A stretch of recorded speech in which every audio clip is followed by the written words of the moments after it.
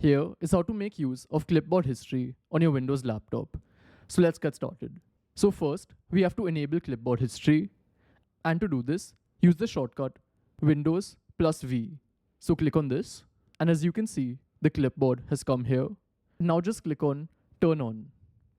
And now it's done. So from now on, every time you copy something, it will show up over here. So let's try it out. So here in my notepad, I've typed something out and I'll copy it. So I'll just select it and copy.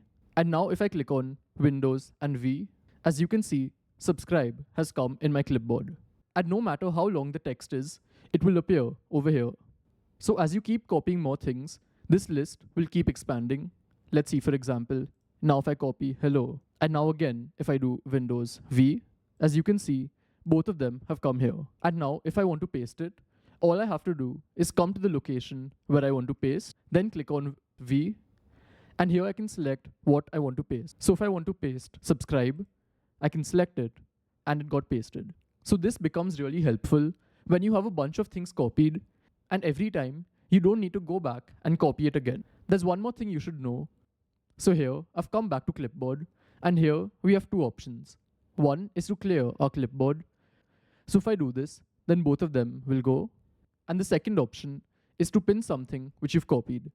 So now I've pinned subscribe, and if I clear all, as you can see, it's remained. So this is how it works, and I'll see you in the next one. Goodbye.